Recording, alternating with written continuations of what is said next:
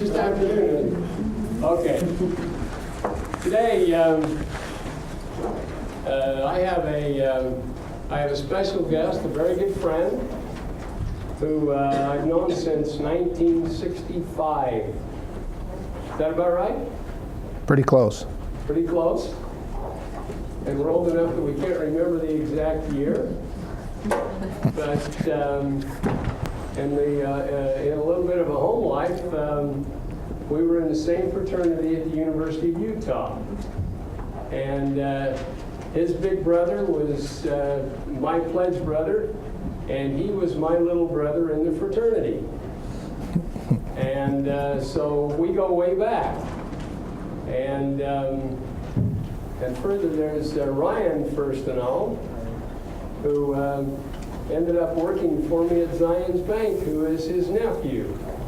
So it's great to have friends like Bob Furstenau. And we have been friends and kept association for a long time. And it's been good. And I'm grateful for his friendship and for his willingness to come and talk to you about one of the best construction companies, not only in Utah, but in the West, called First Construction. That's the first part of Furstenau. And from here on, I'm going to turn the time over to Bob Furstenau and let him tell you more about the company. And let's give a hand to Bob Furstenau. Thanks, Rick. Appreciate it. Just to clarify, I was 18 when I went to the University of Utah, and Rick was in his 8th year up there. This is Steele Jensen. He's an employee of mine. He's a graduate architect from the University of Utah and a great asset to our company. I want to give you a little bit of background. I graduated from Utah State University in 1967, and I had several jobs. I worked for several different people doing several different things. I taught school at Skyline High School for a year. And then I worked at JCPenney's for 3.5 years as a management guy. And 2 or 3 other things. Went into business with my dad for a little while. That didn't work out. I wanted to make something of it, and he wanted to keep it really small. But I eventually got a job working for a contractor. And I went to work for this fellow and told him that he hired me as a salesman to sell construction projects. And I interviewed with him and didn't get the job. They hired a structural engineer instead. He failed, and then about 4 months later, these people walked into my place of employment where I was working and said, "Are you still interested in the job?" So I took the job. And I told him that I would sell more buildings than anybody has sold that's ever worked for him. And he said, "Well, that's pretty bold for somebody that doesn't know anything about this business." And I knew nothing about the business. But I did just that. In the first 7 weeks I was there, I sold 8 buildings, and they hadn't sold any buildings for 5 months. It was a recession. It was 1974, and it was really tough here in town. There wasn't anything going on. And I sold 7 buildings in six weeks. So all of a sudden, I had a home. I had a place to work, and I worked there for 7 years, 7.5 years. I was actually promoted a year later from when I started to vice president of sales and marketing there. And the guy that hired me was now working for me. And I was all of 27 years old. And I worked for that fellow for 7.5 years, and I was the vice president of the company, and I was getting to be pretty well known around, and the company was a small company, but it was well enough known in the industry.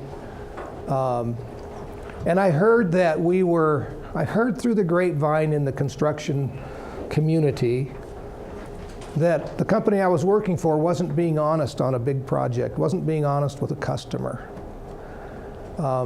Actually, they were falsifying their invoices so they could make some extra money. So I went to the accountant in the company who happened to be a licensed CPA, which meant that if that were true and he was participating, he could lose his license. And I asked him about it, and he said, "Oh, I can't talk to you about that." And I said, "Well, wait a minute. I'm the vice president of this place. I'm out there representing us. I need to know if we're doing something that's not right and possibly, obviously illegal, but certainly not ethical and not honest." And he still said, "I cannot tell you about it." So I pressed him again, and I said, "I'm not leaving your office till I know what you know about this." And he said, "Well, the only thing I can say is that we just better hope the owner doesn't ever find out." So that to me was a yes. And so I walked out of his office. I was 27 years old. I was married. I had 3 little kids, and I had a pregnant wife with who became my 4th child, a son. His name is Chris. He wasn't born yet. She was 7 months pregnant. I walked out of that fellow's office. I walked into the owner's office and resigned. Now this was 1974, and I was making really good money because I was selling a lot of stuff. And I walked out the door with no job and a family at home. I'd saved my money, so I wasn't in too much dire straits, excuse me, but I decided I would take a week or 2 or 3 to decide what to do with my life now that I had quit the job that I really liked and I was making good money. The year I left, I made $74,000, and in 1980, that was a lot of money, especially for a 27-year-old, or at that time I guess I was about 35. So I decided I'd just take a minute to figure out what to do next. And as I was thinking about it a couple of weeks later, the telephone rang and a fellow said, "Hey," it was a fellow that I'd sold a couple of buildings to and that we had built. And he said, I need you to add on to my shop building. And I said, "Gosh, Leon, I don't work there anymore." And he said, I know you don't work there anymore. He said, "I want you to add on to my shop building." And I said, "Well, I'm not a contractor. I don't have a license. I'm trying to decide, And he said, "Well, what are you going to do?" And I said, "I don't know yet." And he said, "Well, while you're thinking about it, why don't you come over here and add on to my shop building?" So I said, "Okay, I'll do that." So I went down and started filling out papers to become a licensed contractor. And I met with him, and we signed an agreement, and we started the design work on his addition. And 8 months later, we broke ground. 8 months later. It takes a long time to develop a project in this business. But while I was doing that, I thought, well, I might as well look for some more work while I'm waiting for this project to go, because you have to design it, you have to price it, you have to get permits. You have to reprice it 2 or 3 times. It's quite a process. So I went out and started selling, and I sold 2 other buildings fairly quickly, and about the time that one started, I had 2 other buildings starting as well. So all of a sudden I was a contractor and I had 3 jobs, and they were pretty nice jobs for a brand new one-man company. I had a lady that was a neighbor that started typing for me. She charged me 5 cents per line. No computers in those days, and if you made a mistake, you had to redo the whole page. Okay? And she was pretty good, but every once in a while she was redoing a page. So I built those 3 buildings that year, and when the year was over, we started in February, and when the year was over, at the end of December, I had made $120,000. And I thought, that's a pretty good increase for a guy that walked away from a good job. And I looked at my wife and I said, "I think we're in business here. I think we're going to keep doing this." And Steele, go back to that Galleria building, would you? Steele is just here to put some of these shots up here. These are buildings we've built over the years. We've built over 850 buildings since 1981. Every one of them takes a lot of work and a lot of effort. This building here, you recognize that, of course. It's 49th Street Galleria here in Salt Lake City. That's not what it is today, but that's what it was when I built it. When I sold that job, I was still working out of my basement in my house, and I was a one-man company. And it was 1984. We were 2.5 years into the company, and I sold this job. 158,000 square feet, and very, very specialized building.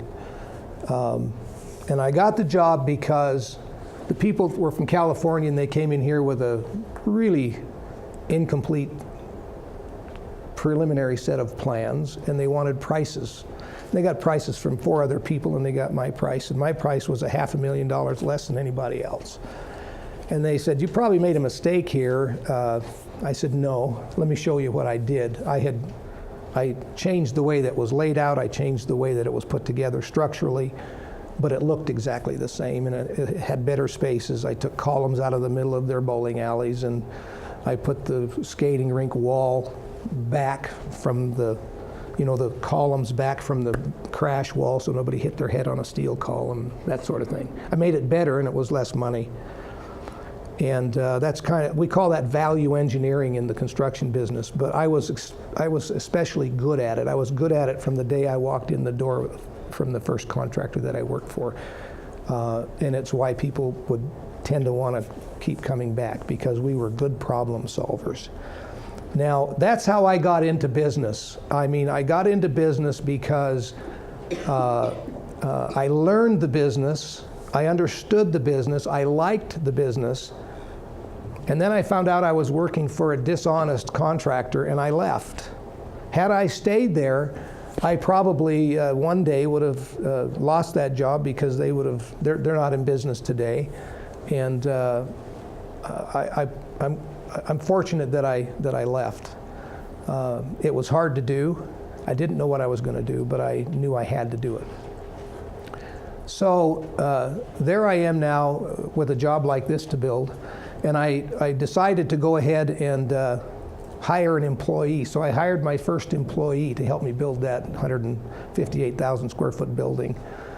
And we got it built, and everything went well, and we got paid, and we just kept going from there. When I left, however, the employer that I left filed a lawsuit against me, said I didn't have the right to leave because I had a employment agreement that had a non-compete in it. And I said to him, "Well, I thought you canceled that when you promoted me to be the vice president and quit paying me according to that agreement." I was on a commission basis that covered what I sold, and also a portion of what the people working for me. There was 3 other salesmen working under me when I was the vice president of sales. And those people, when he promoted me, he said, "You can forget about that agreement. You're an officer now, and you get paid based on what's available, because you're an officer." And this was at the end of the year when the commission was due. It wasn't when he promoted me. It was about 6 months later. And I said, "Okay, well, I'll forget it then."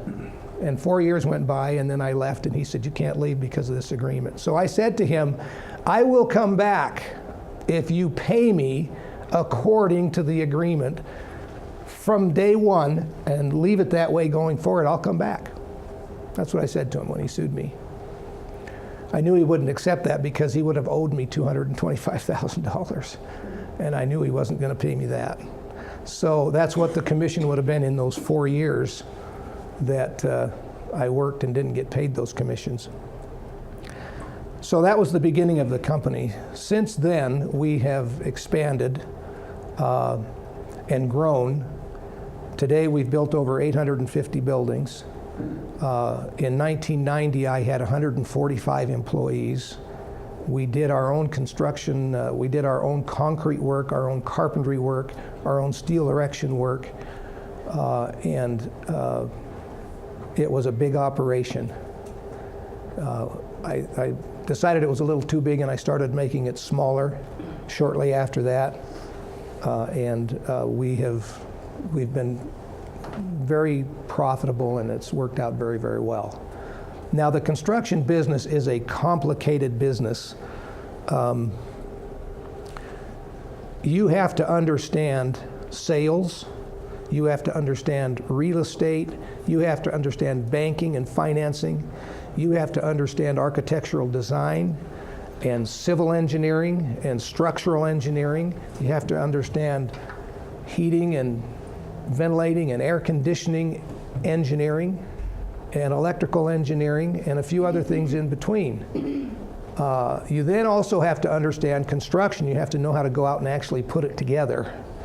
You have to understand soils engineering and soils reports and all of those sorts of things in order to be successful at it. You have to understand construction contract law, and you have to understand subcontract law. You have to understand how all those things apply. You have to understand lien waiver and lien waiver laws, and they vary in different states. I'm licensed in about 20 states today. And then you have to have an office, a place to work out of, and you have to hire some people, and you have to pay them. So you have to have some income. And you kind of have to orchestrate all of that at the same time. And you have to be able to put it all together so that when the project's finished, you can get paid and you can pay your people and you have the cash flow that you need, and then you can make your business work. I've always tried to keep it simple. My son, the one that was not born yet when I quit my job, works for me now. He's 33 years old. In fact, he's in the process of buying me out, him and his brother-in-law. He said to me years ago, what's the one thing, what's the secret of being successful in business?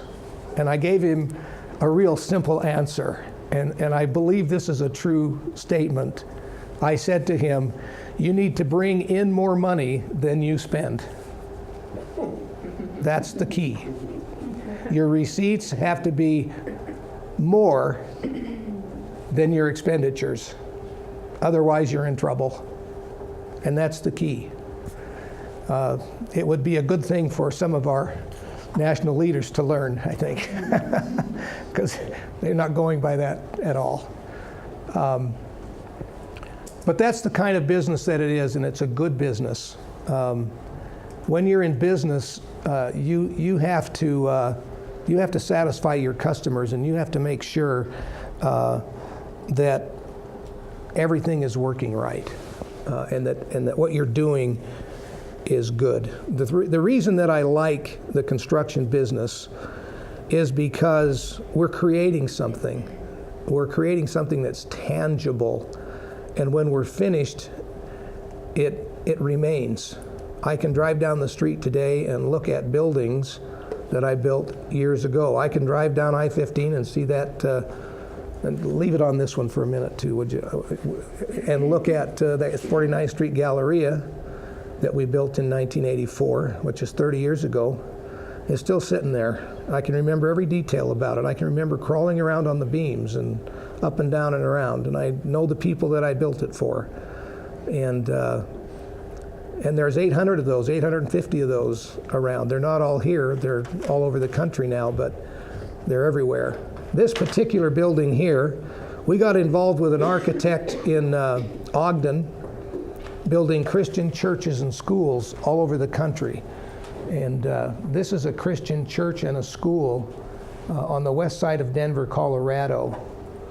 It's 84,000 square feet. It cost $11 million to build, which was about 40% cheaper than churches are normally costing. We had developed with that architect a system and a method to deliver church buildings and schools cheaper, but still be high quality. And this building got built for $25 a foot cheaper than anybody else could even begin to build it for. And it's nicer looking what they were going to build, and it's more durable. It's got better products in it. So we've done a lot of fun things. We've built a lot of church buildings like this. We probably built 25 of these, not all this big, but some of them bigger. and we've built lots of those, and we've had a lot of customers. Today we have about 90%, 88% of everything we do is with somebody that we've already built for before. It's a repeat customer, which is unheard of in the construction industry. We don't bid jobs out of the construction magazine. We go find and negotiate and sell our jobs, and we control the process, the design process, the estimating and pricing process. We solve the concerns and the solutions so that we get a person into his budget, and it works. The process that we use works. So it's been a good business for me. If you want to go in business, you have to, number one, decide that you're going to be an honest businessman. If you're dishonest, you won't last very long, because you'll have some unhappy customers, and you'll have some unhappy results as you go around trying to make extra money and do extra things that you shouldn't be doing, like mis-invoicing somebody like my old employer was doing. I mean, he lost a good employee when he started cheating that customer, and he probably would have done way better over the years to be fair with that customer and keep me as an employee. I would have worked there my whole life if he wouldn't have turned out to be that. I wasn't planning on being a contractor myself. Last thing on my mind. But he lost a good employee, and if you're not honest, you'll lose your employees, you'll lose your business. You might make a little extra money for a while, but it'll catch up to you, and then you'll lose. So you have to have honesty, and you have to have some integrity, which means you're going to do what you say you're going to do. When you make a promise, you keep the promise. If you can't keep the promise, then you sit down with the people and you make sure they understand what the circumstances are and what you're going to do to make it equitable for them. So that's what you have to do in business: honesty, integrity. Reputation in this business and any other business is more important than anything else there is in a business. But I think the message, one of the messages I'd like to have you hear today is that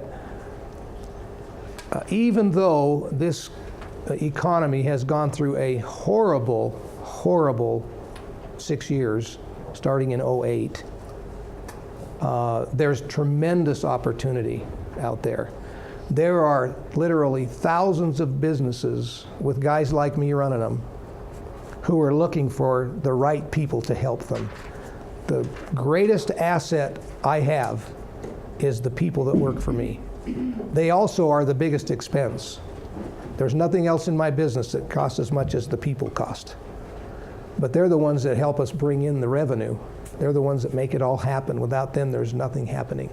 So we have to have the customer, but we also have to have the employees that know how to go out and get it done.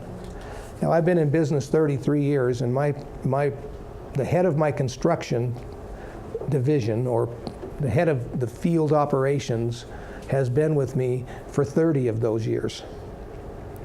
And actually, one of my superintendents has been there about 6 months longer than he has. And until I hired my son 9 years ago, Steele's my newest employee. He's been there a year. My son comes next. He's been there 9 years. And next to my son is a guy that's been there 18 years. And from 18 to 30, I have about 7 or 8 people that have been there that long. And so I have loyal employees. They understand what we're doing. They know what we're doing. I don't have to micromanage or look over their shoulder. I just respond when they have a question and need some help. It runs pretty well. It's taken a long time to do that. I had to clean house 15 years ago because I had some people that had their own agendas, and that didn't work for me, so we made some changes, but that happens in business. But that's the important thing, that you're honest, that you're forthright, that you deliver a valuable commodity or asset to your customer with a fair price. And if you do that, you'll stay in business. And as we've gone through this difficult business cycle, those people who mind the store and watch what's going on and don't use their capital and their cash flow for other things other than running the business, and there's a huge temptation out there to start using your money make some other money doing something else. And I've always said that you need to stick to your knitting and keep your eyes focused on your core business. And if you do that, you'll have a chance of staying in business. If you don't, you might not stay in business. So it's been a fun experience for me. I've loved it. I still work in it. I go down there every day. I don't work as hard because I'm trying to allow my son-in-law and my son and their efforts to, I leave it up to them to take care of things, and if they need my help, I'm there to help. But I still go down there on a daily basis, but not as long and as hard as it used to be. So with that, I'll just open it up to some questions. Please. Earlier on, you said that you knew that you needed to make the business smaller, like it was growing at a rate that you weren't comfortable with, and wondering what that process was like. Well, we had 45 people doing steel erection work, which is a very, very risky business. By that I mean the workers' comp rates are like 55% because the risk of somebody getting seriously hurt is high. People are up in the air 10, 20, 30, 40, 50, 100 feet. I was having so much difficulty getting this group of people to work safely that I decided I needed to get rid of that part of my business. Even though I didn't have any catastrophic problem, the guy that was running it for me was just not a safe-minded person. And I consciously decided that I would start subbing that out. Oftentimes, too, we would that was a place where we could make a profit on that part of the work, but more often than not, we weren't making a profit there. And so I just couldn't find the right management for that part of the business, so I decided to get rid of that part of the business. When I was doing that, I was experiencing a little bit of the same problem in all the concrete work. I had about 60 guys doing concrete work, or 50. And we were doing okay, but our quality was fine, but we weren't making the money there for the effort. And you have that many people, you got trucks and equipment, and you got hundreds of thousands of dollars invested, and we weren't getting a return. And so I wanted to make that smaller. Now I will tell you, the largest volume year we ever had was 85 million. And that was back when I had that 144, 150 people. As we started making it smaller, in 06, we did $35 million worth of work and made more profit than when we did 85. Now in 08, in 06 we said we're going to make it even smaller again. In 06 we had 45 people, and we decided to make it even smaller in 06. And so between 06 and 08, we reduced back down to where instead of 45 people, we had about 22. And then, of course, in 08, there was a crash. And there wasn't any banking money available at all. Even if you were credit worthy, you couldn't get a loan to build a building. And all of a sudden, there's no customers for me.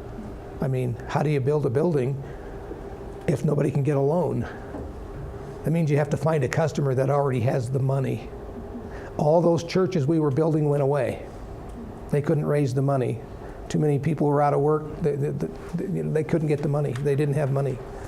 So we had to build for institutions that did have funding without banks. And it just so happened that we already had about 6 or 7 customers like that. And for whatever reason, in 06, we said, let's get rid of all the distractions and concentrate on our core best customers. We got about 8 of them. And we started concentrating on those customers in 06. And then when things happened in 08, we didn't know it was going to happen, but we were perfectly positioned for what happened because we'd already downsized. If I'd have been sitting there with 144 people in 08, I'd have been out of business today. Even if I'd have been sitting there with 45, I might not have made it because it was tough. It was really tough. We got to the point where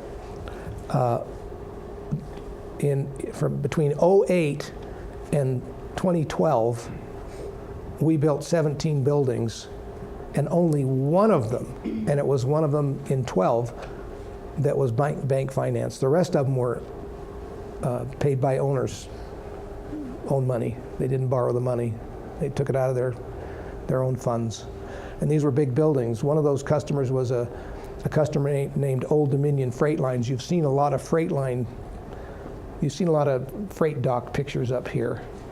We've built 28 freight dock facilities for those guys in the last 12 years or 13 years. We're currently building 6 projects for them, which amounts to about 60% or so of our volume right now today. The biggest project is one in Portland. Do you have that Portland shot you can show? We're doing a project for them in Portland that's on 23 acres of ground, and it's a $23 million project that we negotiated with them. It was not a bid project.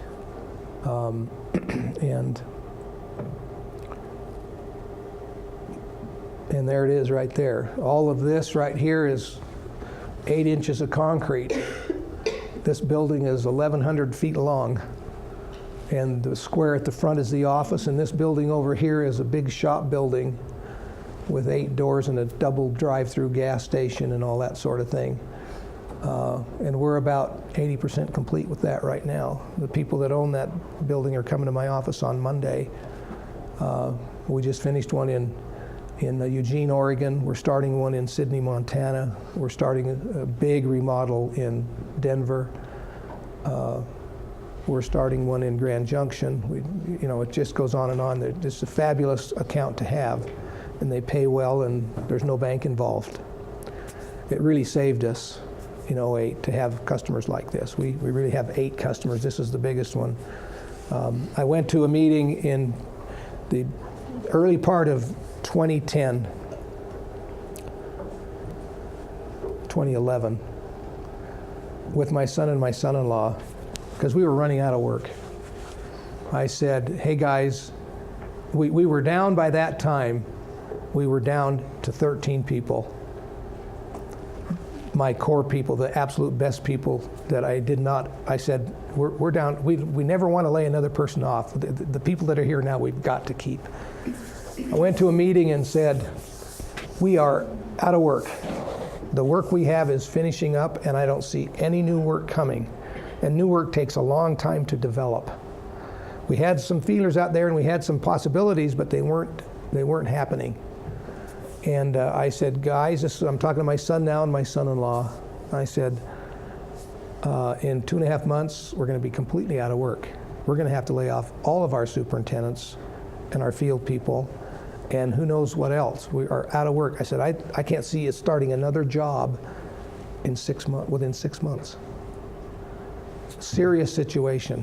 We had 2 jobs going. One was a great big nice job, and the other one was a smaller job, but it's all we had.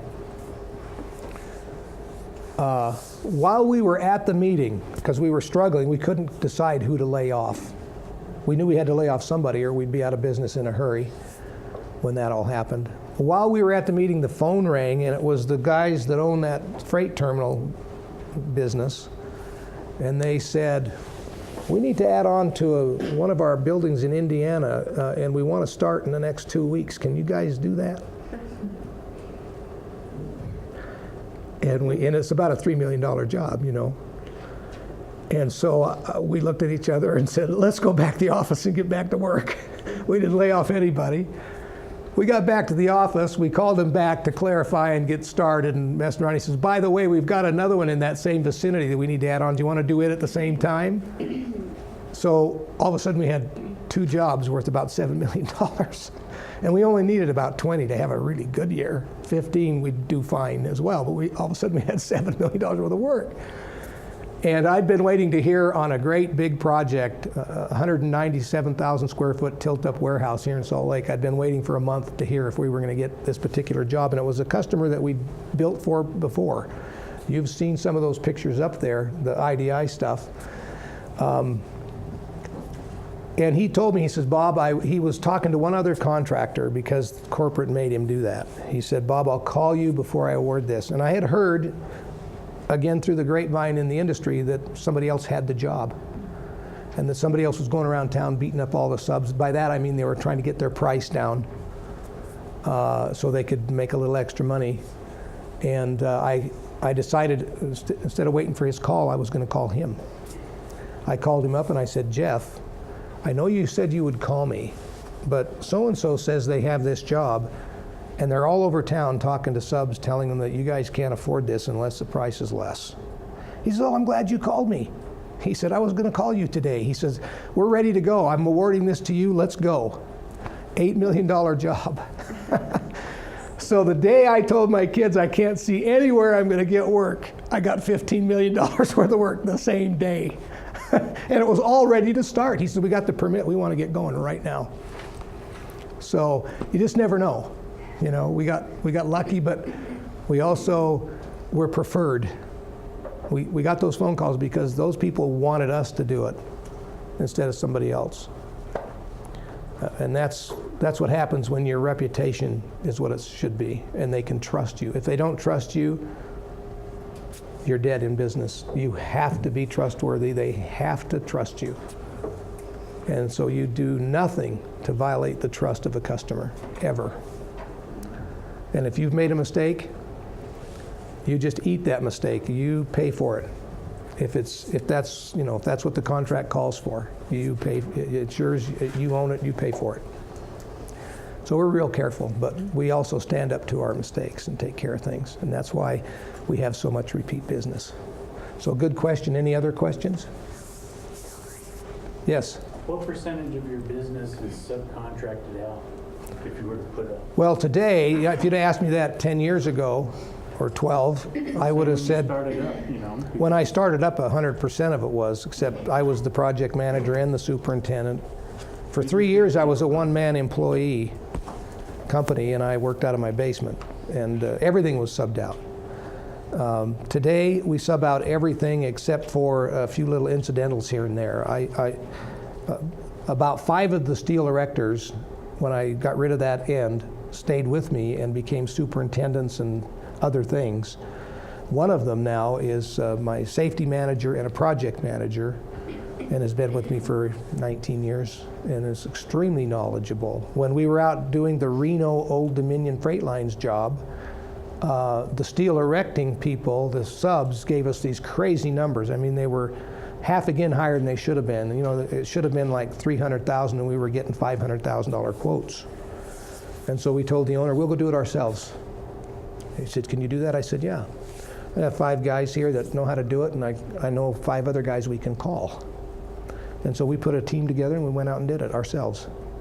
So we have some flexibility, we have some capability. My project manager that runs everything, the head guy over there, his name is Dean, came out of the concrete industry, and he knows everything about concrete, everything. And you know, if somebody tells him something that's baloney, he knows, you know, that he's not getting the straight scoop. He understands it. We understand all those things, we just don't do them ourselves anymore, but if we had to, we can. I was doing a job in New Jersey, and part of it was connecting 2 buildings together with this big causeway that was like 15 feet wide and 300 feet long, and it went over a river, basically, a canal, a cement-lined canal. And we were trying to we're going to pour the floor in this thing. And it should have only cost about $10,000, $11,000, $12,000, and the best bid we got was $88,000. And we only had about $15,000 in it. So I said to one of my project managers, I said, Craig, we got to go out there and do this ourselves. He said, okay, and he's a concrete guy too. And we went out there with 4 of our people and did the whole thing, and it cost us $5,800. Go figure, you know, it was 2 days worth of work. And it wasn't much material. It was 15 feet wide and 300 feet long. It's not a lot of material, 4 inches thick.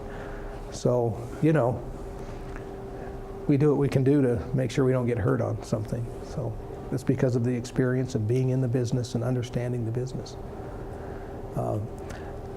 But I'll tell you this. Go ahead. Yes. What's the subcontracting lower your profits quite a bit? Not necessarily, no. In fact, remember I said we weren't coming out when we were doing the steel erection ourselves. It was costing us more than we had in it. That was eating our profits. If anything, it improves our profitability because the risk now of that portion of the work is on the sub. And if he doesn't come out, that's his problem. You know, as long as he quotes us the price, we accept the price, we contract with him, and if he doesn't come out because he doesn't manage it well or didn't price it right, you know, that's a problem that he has in his business. And we use, a lot of times we use the same people because they know we're fair and equitable and that sort of thing. And so, but it's easier for us. We have to coordinate with them, but the reason it's easier is because we get the best subs. Think of it as a football team, you know. When a job goes out for bid, everybody tries to be the low bid, and they get all these numbers in 5 minutes or 3 minutes before the bid, and they take the cheapest ones. They might not even know who they are, and they bid it. And if you've got 20 subs and 5 of them have a crappy number that they can't do, you got a problem, a big problem. And I say, you know, you're going to lose that game because you got a bunch of crappy guys on the front line. You know, they're not going to, you know, we're going to lose. I say, look, I'm going to bring the players. I'm going to bring the best guys in the league are on this team. That's what we're going to do. Might not be the cheapest, but it's going to get done without any problems, and it's going to get done right. And you'd be surprised when a businessman that's worked for 20 years in his business is now going to spend $3 or $4 million on a building. You'd be surprised how important that is to him, that he has a better assurance that it's going to get more attention and the right people working on it and fewer problems like liens and bankruptcies of subs and that sort of thing. That just doesn't happen because we pick the subs that don't have those problems. You'd be surprised how anxious an owner is to spend a little more money for that kind of security. So we're not always the low guy. In fact, we have contracts signed before we even have a number on the table. We sign the contract before we start doing anything. And that's something I developed working for the other guy, and everybody thought I was nuts, but I started signing contracts before I even priced it or even did any work at all. And that's part of our success. You know, we found a niche or a better way of going about it. If they trust you, you can do that. I've actually had customers pay me in advance for the whole job before. I had a customer hand me $2.5 million before I even dug in the ground. And guess what? I built a building, I built it right, and I used the money the way it was supposed to be. I didn't take it to Mexico and say, gee, I got $2.5 million, I'm gone. That didn't happen. And he knew it wouldn't happen, but it could have. You know, somebody else might have. That's why we're still in business. You know, I was going to ask kind of a personal question. You don't have to answer. When you initially started up with just yourself, when you left the prior company that had faulty auditing, what did you start with as far as your capital to? I had 40 grand. I had 40 grand saved in the bank, and I said to my wife, "We need to have a budget here. What we're going to spend." And we decided we could live on $400 a month. 3 kids, and she was pregnant, and we had a $200 house payment. That was in 1981. We lived on $400 a month, and I didn't pay myself a salary that first year. I didn't take any money out of the company. When we were done, I had $120,000 sitting there. So that 40 grand was also mostly still sitting there. So you kind of tripled your money off of your first year. Mm-hmm. That's good. I did. But if I hadn't had that 40,000, it would have been a lot harder because that gave me some emotional security. That and some But we didn't still live the same way. We tightened our belt and we didn't spend any money at all, not at all. And if you know, everybody, the American dream is to have your own business and to be in business and to be successful in business. But when somebody says after you've done it for your whole life, you can't imagine the hours I've put into this business. I show up at that office at 5:30, 6 o'clock in the morning on weekends sometimes, especially in the early days. And when I was working out of my basement, it was 6 days a week, 12 hours a day, all day for 3 or 4 years. and because I was doing everything. And when somebody says, you know, after you've done that and you've built this business and you're successful, and it's 40 years later, or it's 42 years since 41 years since I got in this business, if you count the other guy's time. When somebody says you didn't build that, I got news for them. I did build it, and so did every other entrepreneur in this country. Built their business. Just because taxpayers paid for the roads, I also paid for the roads. You know, you've all heard, you know what I'm talking about. When they say you didn't build that, if you think you're going to go in business and somebody else is going to do it for you, you better not go into business, or you're going to lose everything. If you're going to go into business, you got to roll up your sleeves and be ready to really go to work. And if you're not, you're going to fail, because it is a hard row to hoe. There might be a few things out there that aren't hard, that are easy, but not very many. Most of the time, it's tough. So I've appreciated being here, and I appreciate Rick inviting me. Thank you.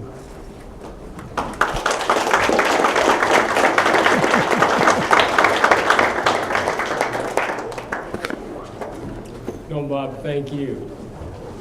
I appreciate you coming. And I think we all did. Let's give him another hand.